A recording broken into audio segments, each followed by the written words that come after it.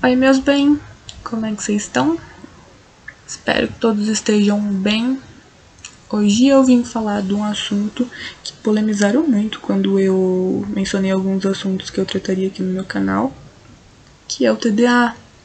Mas junto com o TDA eu quero falar sobre a dupla excepcionalidade.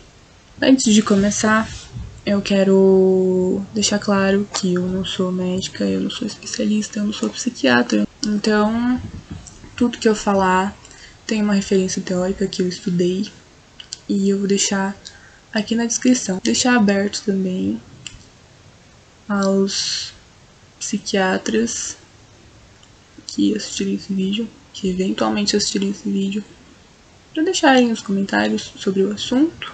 Eu vou falar do que eu sei, do que eu estudei e do que eu vivi. Bom, antes de tudo, eu preciso explicar para vocês o que é o TDA. O TDAH, eu falo TDA porque eu tenho preguiça de falar H. O TDAH é um transtorno neurobiológico de causas genéticas que aparece na infância e acompanha a pessoa para o resto da sua vida, tá? Não é uma coisa que vai sarar, tá? Ela pode ser tratada, mas não vai sarar. Os sintomas mais comuns são a desatenção, a hiperatividade e a impulsividade.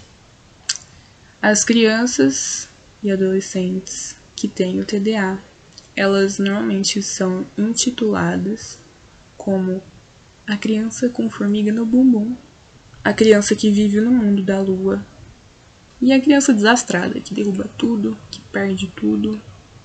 Bom, o TDA, as pessoas que têm TDA, elas têm uma alteração na região frontal do cérebro e as suas conexões com o resto todo do cérebro.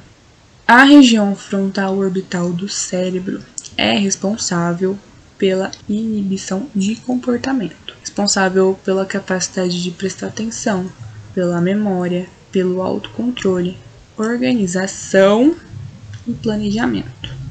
As pessoas que têm TDAH normalmente são muito desorganizadas. É uma característica quase que certa. O que está alterado nessa região do cérebro é o funcionamento de um sistema de substâncias químicas chamadas neurotransmissores, principalmente a produção de dopamina e noradrenalina.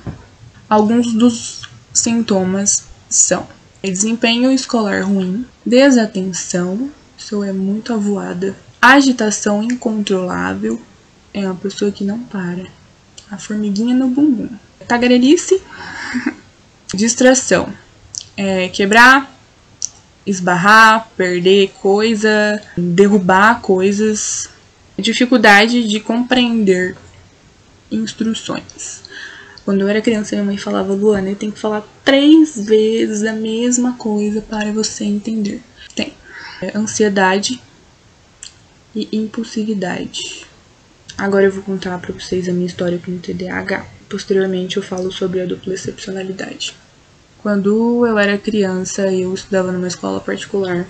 Começaram a notar que eu tinha dificuldade de me concentrar, de aprender. Eu era muito inquieta, insuportável. Eu tinha a famosa formiguinha no bumbum. Eu era tagarela. Eu vivia no mundo da lua. Eu vivia desenhando no caderno enquanto a professora passava a matéria.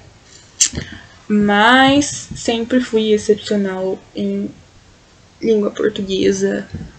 Nunca tirei abaixo de 8 em português. Tudo bem. Isso começou a incomodar um pouco as minhas professoras e a coordenação da escola, até que chamaram a minha mãe na escola e sugeriram que eu fizesse uns examezinhos para saber se estava tudo bem com o meu cérebro, se eu não tinha nenhum problema, e fizemos. Eu fui num neurologista, fiz um exame, eu não sei o nome do exame, aquele que gruda um monte de coisa na cabeça. Tá. Fui no psiquiatra também, eu acho, não tenho certeza. Mas me receitaram metilfenidato que é a famosa Ritalina, né, o nome comercial, dizendo que eu tinha TDAH. E a minha mãe me deu a Ritalina durante um tempo, mas era um remédio muito forte e ela não gostava muito dessa ideia de me dar um remédio de tarja preta, eu sendo criança, então ela parou. Ocorre que o tempo passou, a minha vida escolar continuou e as coisas começaram a piorar. Porque eu era extremamente bagunceira, péssima. Eu era uma péssima aluna. Se você foi a minha professora ou professor no ensino médio, no ensino fundamental, me perdoe. Tinha uma professora que ela não entrava na sala de aula e ela já me mandava sair porque ela não me suportava. Ela entrava e falava: Luana, sai da sala de aula. Nisso, as dificuldades começaram a piorar e piorar e piorar. Eu tinha dificuldade especialmente em matemática. Eu nunca fui boa em matemática. Inclusive, tiveram suspeitas de que eu tinha descalculia, mas não. Eu reprovei 2 vezes a 5ª série. Até que minha mãe falou: não vou mais pagar a escola particular pra você, você vai pra escola pública. E aí, era natural que eu passasse de ano, sem precisar estudar. Mas a minha mãe, ela batia cartão na escola porque ela sempre era chamada porque eu fazia bagunça na sala de aula, porque eu ficava falando muito e fazia piadinha com tudo e não parava quieta, nunca. Sempre gostei muito de ler e escrever e eu nunca parei de fazer isso. E aí eu entrei no ensino médio e eu estudava o dia todo. Eu estudava numa escola integral. Eu estudei o 1º e o 2º ano do ensino médio numa escola integral. Devido a excepcionalidade em língua portuguesa, eu fiz a prova do Enem e eu tirei 920 na redação. Como eu já tinha 18 anos, eu tinha reprovado, eu estava no 2º ano do colegial, eu poderia não fazer o 3º ano do ensino médio com a nota do Enem. Não fiz 3º ano. E aí, a minha ideia era ficar parada, né, 1 ano, porque eu queria prestar medicina. Nunca fui bem em exatas, pensei um dia em prestar medicina, né? Por que não? E aí, o meu avô viu a minha nota do Enem e viu que eu gostava muito de sociologia e de português e disse: você vai bem em ciências humanas e gosta de escrever e ler? Vai fazer direito. E eu tipo, não vou fazer direito. Eu nunca nem pensei em fazer direito. E aí, meu avô me convenceu. Você faz direito, depois se você não gostar, você presta outros vestibulares. Falei, tá bom, vamos fazer direito. Daí eu consegui bolsa, né? Consegui bolsa no direito e fui fazer direito, sem ter a mínima ideia do que eu tava fazendo ali. E eu odiei a faculdade durante 4 anos. A faculdade dura 5 anos e eu odiei ela durante 4 anos. Por quê? Porque eu não conseguia prestar atenção, eu não conseguia focar nas coisas. E quando a gente não tem conhecimento sobre as coisas, a gente não gosta delas. Eu continuei fazendo, sempre fui na psicóloga, desde criança. E aí eu tava cansada de brigar com a minha mãe, porque ela reclamava muito da bagunça do meu quarto. E a gente brigava muito. Não que agora meu quarto seja organizado, mas é que ela realmente desistiu de mim. E aí, numa sessão da psicóloga, que me acompanhava desde criança, disse: Luana, a sua desorganização vem do transtorno de déficit de atenção e hiperatividade. Você não acha que tá na hora de começar a tratar? E aí eu falei, pode ser. E eu nem sabia o que era isso direito. Eu nunca tinha pesquisado sobre isso. Eu falei, TDA, tá. Daí eu fui no psiquiatra e comecei a tratar o meu TDAH. com a Ritalina novamente. Nos primeiros dias foi terrível, porque eu tremia muito. Hoje em dia eu ainda tenho algumas tremedeiras, mas não é tanto. Eu ficava sem fome, eu não conseguia comer. Eu passei 2 dias sem comer, porque a Ritalina me tirava completamente a fome e eu não queria comer. A boca ficava extremamente seca. Depois de um tempo, os efeitos colaterais acabaram. E aí começou a minha compulsividade por estudo. Eu comecei a trabalhar num escritório de advocacia. Comecei a entender melhor aquilo que eu estava fazendo de faculdade. Isso no final do penúltimo ano de faculdade, ano passado. E aí eu comecei a estudar para passar no exame da ordem. E aí eu me apaixonei pelo direito. Só que eu comecei a estudar compulsivamente. Estudar acabou se tornando a coisa que eu mais amava fazer. Continua.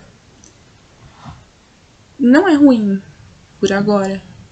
Não sei se isso um dia será ruim, mas eu deixo de fazer muita coisa para estudar, porque a coisa que mais me deixa feliz, que mais me faz sentir útil, eu adoro estudar. E aí me apaixonei pelo direito. Hoje eu não me imagino fazendo outra coisa. Tá ali no escritório, entendendo as coisas, sabendo o que eu tô fazendo e achando soluções para os problemas, acabou me deixando muito feliz e muito contente. Acontece que foi percebido que eu adquiria conhecimento um pouco mais rápido que as demais pessoas e eu tinha um raciocínio lógico muito diferente das outras pessoas também.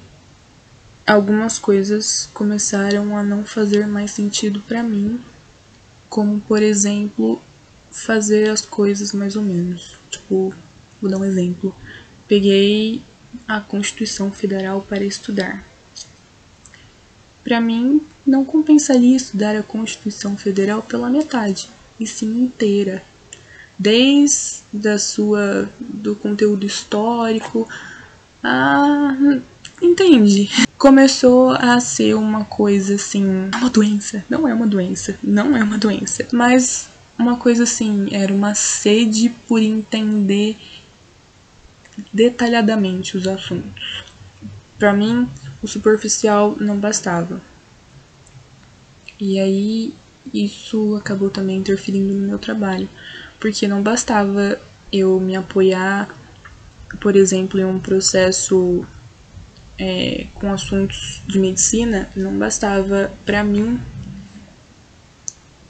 ali, por exemplo, fazer uma apelação com um conteúdo só jurídico. Para mim, eu tinha que ter o conteúdo da medicina também. Então, eu estudava toda a medicina relacionada àquele processo. Aconteceu que eu fui despedida do estágio. E aí eu me senti um lixo de pessoa.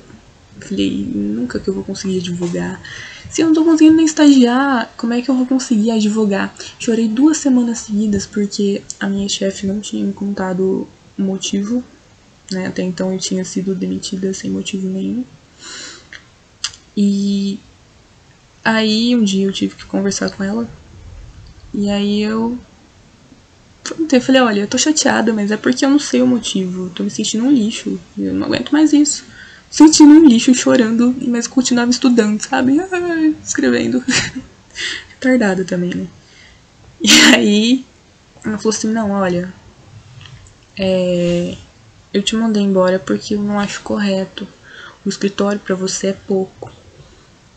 A minha forma de trabalhar ela é um pouco mais superficial e você não consegue fazer isso. Esse não é o seu jeito de trabalhar, meus queridos. Comecei a me preocupar. Falei, tá acontecendo. Até o ano passado eu era a burrinha, né? Aqui não entendia nada. E agora eu sou uma pessoa que foi despedida do estágio porque não consegue fazer uma coisa mais ou menos. Tem que ser sempre 100%. E aí é que entra o psiquiatra novamente. Contei, né? Aí eu troquei de psiquiatra. E aí eu contei pra minha psiquiatra o que estava acontecendo. E eu falei assim, olha, você pode ser duplamente excepcional. Eu falei, tá, o que é isso? Ela disse, olha, muitas pessoas que têm transtorno de déficit de atenção e hiperatividade ou o autismo, que é a síndrome de Asperger, eu não sei falar direito, tem concomitantemente altas habilidades ou superdotação. E aí ela me perguntou, me fez algumas perguntas. Ela perguntou quando eu aprendi a ler, quando eu aprendi a escrever e se eu fazia mais alguma coisa e tal. E aí eu disse que sim, eu aprendi a ler com 3 anos, eu aprendi a escrever com 4 anos e eu aprendi a ler sozinha, no caso. Eu falei todos os instrumentos que eu toco. Eu vou falar só alguns que estão aqui na vista, tá? Meu quarto tá imensamente bagunçado. Mas eu toco viola caipira, violão, guitarra, ukulele, gaita. Tem mais algum aqui perto? Eu toco mais. E eu desenho. Esses desenhos estão péssimos, tá? Porque faz tempo. E aí, ela falou assim, olha, pode ser. Aí a gente fez um teste de QI. Fizemos diversos testes, na verdade. E foi comprovada a minha dupla excepcionalidade. E aí eu disse pra ela, olha, mas eu tenho dificuldade em muitas coisas. Eu não sou superdotada. E ela falou que o maior erro das pessoas é achar que um superdotado ele é incrivelmente bom em tudo. E não, ele não é incrivelmente bom em tudo. Mas as características de um superdotado normalmente estão atreladas ao TDAH. E normalmente um superdotado tem TDAH. E uma das características é principalmente aprender as coisas, preferir aprender as coisas sozinho. Querer, sabe, sempre se aprofundar. Sempre o superdotado ele sempre tem uma preocupação maior com o que tá além das coisas. E aí eu falei, é isso. Agora eu convivo com essa. Hoje eu recebi o diagnóstico e hoje eu estudei um pouco sobre isso. E eu vou deixar alguns artigos científicos, os links de alguns artigos científicos sobre o assunto. E todo o conteúdo teórico que eu utilizei vai estar aqui na descrição. Tá bom? Eu espero que vocês tenham gostado do vídeo. Desculpa a tagarelice, agora eu posso dizer que é por causa do TDAH. E é isso, meus bem. Obrigada por ter assistido. E um beijo.